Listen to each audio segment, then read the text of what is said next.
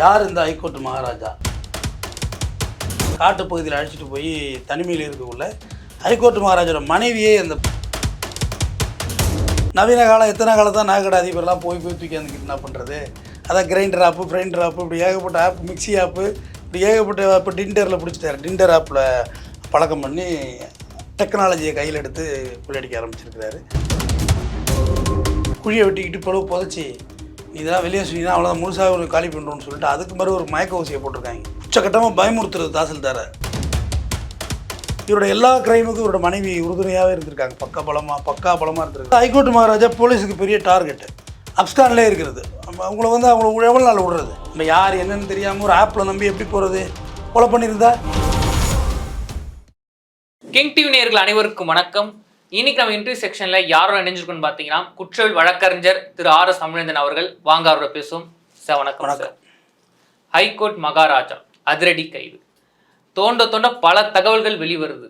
யார் இந்த ஹைகோர்ட் மகாராஜா? வெறும் மகாராஜா ஆகிய இவர் எப்படி ஹைகோர்ட் மகாராஜா மாறாரு? யார் இவர்? இல்லை, ஒரு பிறப்பால் தூத்துக்குடி மாவட்டத்தை சேர்ந்தவர்.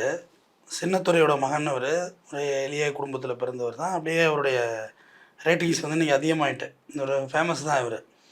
இவரோட கதை ரொம்ப பெரிய லென்த்தான ஸ்டோரி. இப்போ இவர் கைதானது டிண்டர் ஆப்பை பயன்படுத்தி ஒரு தாசில்தார் எட்வர்டு வில்சன் அப்படின்றவரை இப்போ உல்லாசமாக இருக்கலாம் வாங்கன்னு சொல்லி மகாபலிபுரத்தில் வச்சு பிளாக் பண்ணி நகையெல்லாம் போடணும் தான் இப்போ வழக்கு. இப்போ மாட்டினது அது இவரோட மனைவி ஹைகோர்ட் மகாராஜாவோட மனைவி பேர் பிரியதர்ஷினி.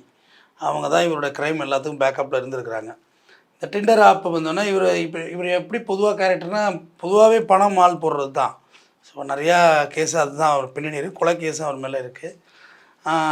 இவர் ஒரு மனைவியை வச்சு இந்த டிண்டர் ஆப்பை பயன்படுத்தி தாசில்தாரை, திருவள்ளூர் மாவட்டத்தில் இருக்க தாசில்தாரை உஷார் பண்ணுறாங்க. வாங்க ஜாலியாக இருக்கலாம்னா அவர் பலவீனமானவர் போல இருக்குது. இவங்களை இந்த லேடி பிரியதர்ஷினி வீடியோ காலில் பேசி ஆள் கொஞ்சம் ஃபேராக இருக்காங்களா பேசி வரவழைச்சிட்டாங்க. பச்சைக்கிளி முத்துச்சரம் படத்தில் வர்ற மாதிரி ஜோதிகா சரத்குமார் தம்பதியை பிடிக்கிற மாதிரி இவங்க ரூமுக்குள்ளே இருக்கக்குள்ள ஹைகோர்ட் மகாராஜா அவங்களோட தோழி தனலட்சுமி மற்ற ஒரு 6 பேர் கொண்டு கும்பல் உள்ளே போடுறாங்க. உள்ளே பூந்து நல்லா தாசில்தாருக்கு 4 நையை புடைஞ்சி விட்டு குத்தி விட்டு ஒரு 20,000 நகை, கொஞ்சம் பணம் அவர்கிட்ட இருந்ததெல்லாம் பணத்தை எல்லாத்தையும் 15,000 ரூபாய் அதான் ஜிபேல இருந்திருக்கும். அந்த அமௌண்ட்டு தான் ஜிபேல பணத்தை வச்சு படிக்கிறாங்க. படித்து அத்தோடு விட்டு போயிருந்தாலே இத்தோடு போயிருக்கும் பிரச்சனை. அவரை நிர்வாணப்படுத்தி வீடியோ எடுத்து அதுக்கு பிறகு அவரை காரில் தூக்கி போட்டு மிட் நைட்டு கொண்டு போய் திருவிடத்துக்கு பக்கத்தில் ஒரு பீச் இருக்கும், சவுக்க காட்டெல்லாம் இருக்கும், பார்த்துருக்கலாமே ஈஸியாக இருக்கும். அங்கே அழைச்சிட்டு போய் ஒரு குழியை வெட்டி என்ன செய்ய நினச்சாங்கன்னே தெரியல.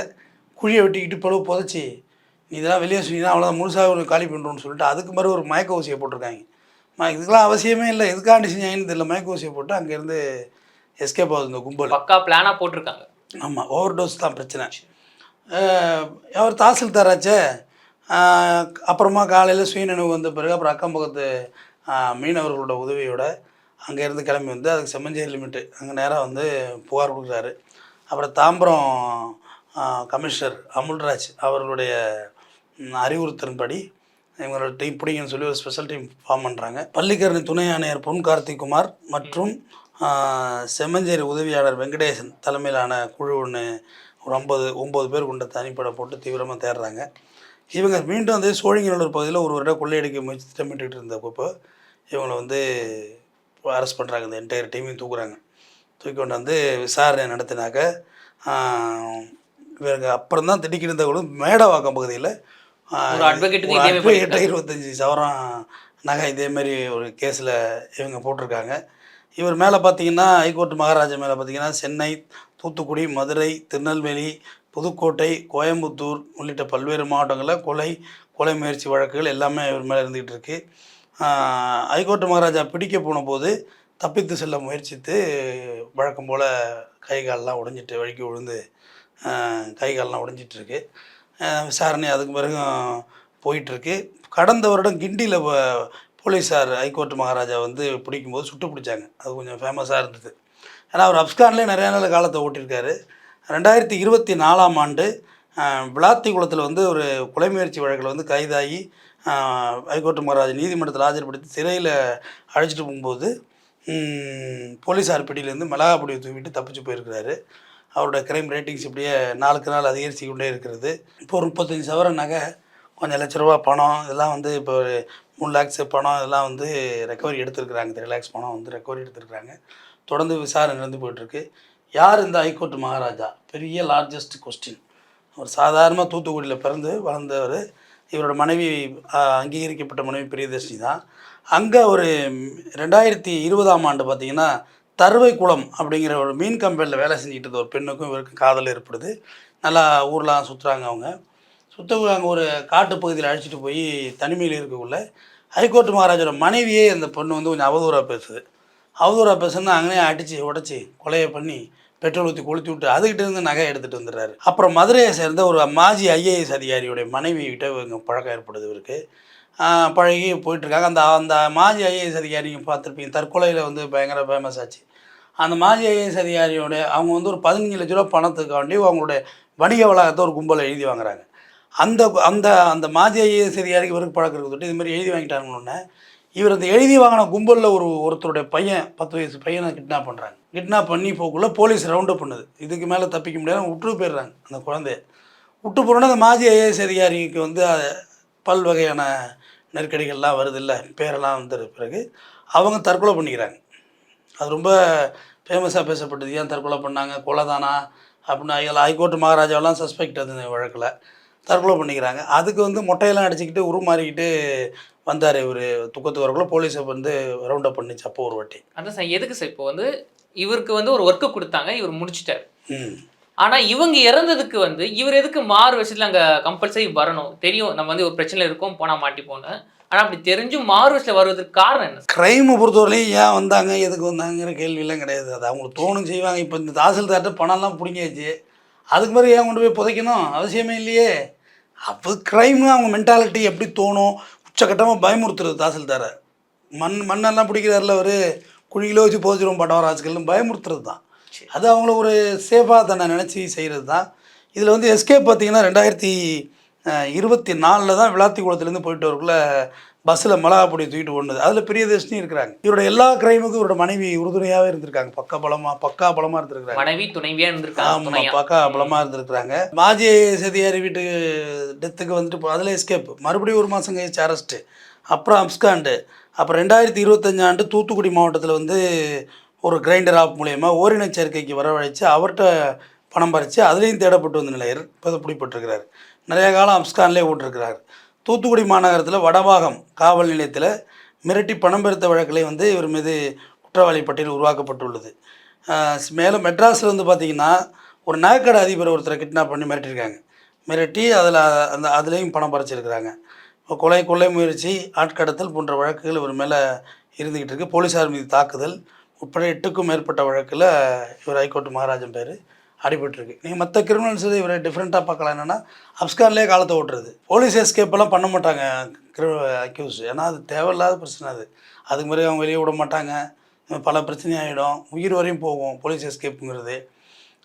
இவர் அதெல்லாம் மீறியே இவர் வந்து செயல்பட்டுருக்கிறாரு. இவரை பொறுத்தவரையும் படுபயங்கரமான மூளை வேலை செஞ்சுருக்கு. இவருக்கு பின்னாடி பேக்ரவுண்ட்லேருந்து பிரெயின் அதிகமாக ஒர்க் அவுட் பண்ணியிருக்கு. எல்லாத்தையும் தைரியமாகவும் செயல்பட்டுருக்காங்க. நவீன காலம் எத்தனை காலம் தான் நகைக்கடை அதிபர்லாம் போய் தூக்கி அந்த கிட்னாப் பண்ணுறது. அதான் கிரைண்டர் ஆப்பு, ஃப்ரைண்டர் ஆப்பு, இப்படி ஏகப்பட்ட ஆப், மிக்சி ஆப்பு, இப்படி ஏகப்பட்ட ஆப்பு டிண்டரில் பிடிச்சிட்டாரு. டிண்டர் ஆப்பில் பழக்கம் பண்ணி டெக்னாலஜியை கையில் எடுத்து கொள்ளையடிக்க ஆரம்பிச்சிருக்கிறாரு. படித்தவங்க கூட இருந்திருப்பாங்க சொல்லிக் கொடுக்குறதுக்கு, பிரெயினியாக இந்த ஐடியா பண்ணுறதுக்கு. இப்போ அந்த வகையெல்லாம் தாசில்தார் எட்வர்டு மாட்டிக்கிட்டு இப்போ சின்னாபின்னமானது. ஓகே சார், இப்போது இவரோட டார்கெட் பார்த்தீங்கன்னா பெரிய பெரிய ஆளுங்க டார்கெட் பண்ணுறாங்க. இப்போ இதில் கூட பார்த்தீங்கன்னா ஒரு தாசில்தார், அட்வொகேட்டு. 25 சவரனா இன்றைக்கி எவ்வளோ? 25 லட்ச ரூபா, 1/4 கோடி ரூபா. 1/4 கோடி இன்றைக்கி. ஒரு கோடியில் ஒன் ருப்பியா, குவார்ட்டர் ருபீஸ் இஸ் 25 lakhs இன்றைக்கி. ஒரு ரூபாய் 25 பகுதி.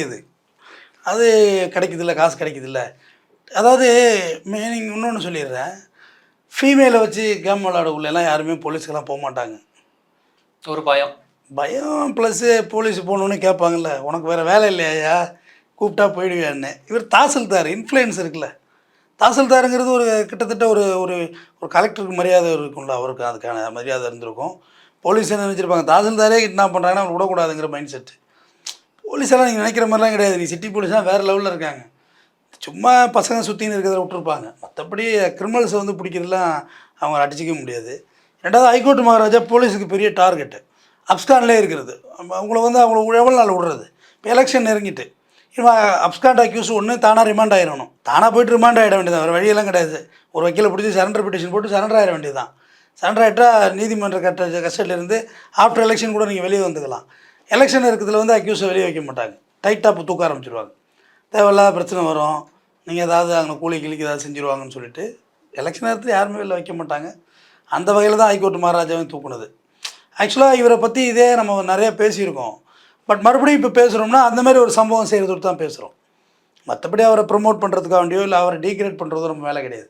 மறுபடியும் இப்போ ஒரு சம்பவம் டிண்டர் ஆப் வந்து செஞ்சுருக்காங்க. தாசில்தாரே பலி ஆகுறாரு இந்த மேட்டரில். அப்போ சாதாரணப்பட்ட நம்ம இந்த ஆப்புகள்லேருந்து எவ்வளோ தூரம் தள்ளி இருக்கணுங்கிறதுக்காக தான் நான் சொல்ல நினச்சது. நம்ம தள்ளி இருந்துக்கணும். இதெல்லாம் தேவையில்லாத ஆப்பு. ஆபாசம் அழைக்கிறாங்க, போகிறாங்க, வர்றாங்க.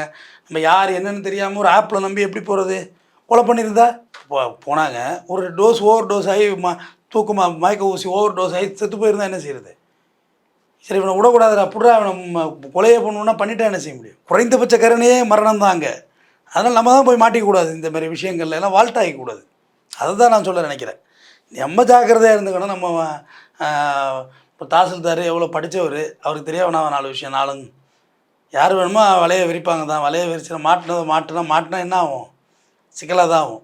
அதான் சார், இப்போது இந்த கேஸ் நிறைய கேஸில் பார்த்தீங்கன்னா பெரிய பெரிய ஆளுங்க டார்கெட்டாக இருக்காங்க. ஓகே, இத்தனை வருஷம் வந்து தலைமுறை வரை இருக்காரு. அப்போ கண்டிப்பாக இருக்கு பின்னாடி பெரிய பின்புலம் இருக்கலாமா? தாராளமாக இருக்கலாம். அதில் என்ன, அதில் ஒன்றும் மாற்றுக்கிறதே கிடையாது. பின்னாடி பேக்கப் இருக்க தான் செய்யும். பேக்கப் இல்லாமல் எல்லாருக்கும் இங்கே பேக்கப் இருக்குது.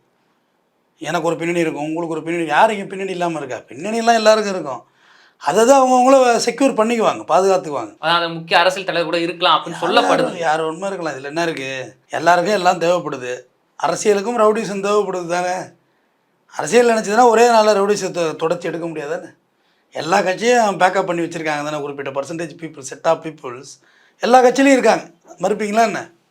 எல்லா கட்சியிலையும் இருக்காங்க ஒரு பீப்புள்ஸ், ஒரு செட் ஆஃப் பீப்புள்ஸ், ஒரு 10 விழுக்காடு அவங்க வச்சுப்பாங்க. அது எதுக்கு வச்சுக்கிறாங்க? அவங்க அரசியல் பண்ணணும்ல, அதுக்காண்டி வச்சுக்கிறாங்க. எனக்கோ ஹைகோர்ட் மகாராஜாவுடைய இந்த யோசனைகள், இந்த இதெல்லாம் வந்து நல்ல வழியில் செயல்படுத்தியிருந்தால் வேறு மாதிரி கூட வாழ்ந்திருக்கலாம். என்னையோ அஃபென்ஸுங்கிறது நல்ல வழியாக இருக்க முடியாதுல்ல. குறுக்கு வழியில் பணம் சம்பாதிக்கிறது எப்படி நல்ல வழியாக இருக்க முடியும்? நான் உங்கள்ட்ட அடிக்கடி சொல்லுவேன், ஒரு வீட்டுக்கு போய் கொலை பண்ணால் கொலை பண்ணுறது மட்டும்தான் அந்த வீடு. கொலை பண்ணிவிட்டு திருடா ஆதாய கொலையாயிடும். ஆதாய கொலை நீங்கள் அக்யூட்டிலே ஆக முடியாது, கன்விக்ஷன் ஆவீங்க.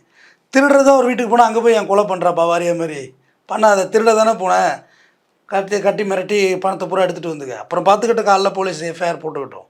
மிக்சடாக பண்ணுறது தப்புன்னு சொல்ல வர்றேன்.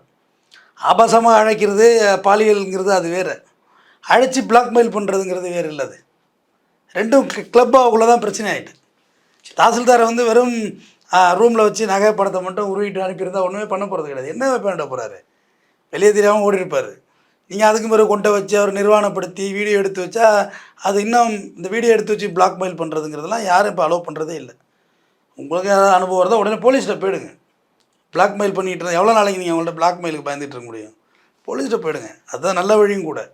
காவல்துறையை அணுகிறதே இல்லை. அப்புறம் சட்டம் ஒழுங்கு கெட்டு போச்சு, போலீஸ் சரியில்லைன்னா என்ன செய்ய முடியும்? போகணும் போலீஸ் ஸ்டேஷனுக்கு போய் கம்ப்ளைண்ட் எழுதி கொடுக்கணும்ல. எழுதி கொடுத்தா தானே அவங்க நடவடிக்கை எடுக்க முடியும். வெளியே தெரியாமல் போகக்கூடாது, அஃபென்ஸுக்கு துணை போகக்கூடாது. நமக்கு ஒரு குற்றம் நடந்துட்டு நம்ம ஒரு பாதிக்கப்பட்டோன்னா தாராளமாக போலீஸ் அணுகுங்க, ப்ரெஸ்ஸை அணுகுங்க, வெளில கொண்டு வாங்க விஷயத்தை. அதான் மற்றவன் பாதிக்காமல் இருப்பான். இந்த டிண்டர் ஆப்பு, ஃப்ரெண்ட் ஆப்பு, எவ்வளோ ஆப்பு வந்து தொல்லை கொடுத்துக்கிட்டு இருக்கு தெரியுமா?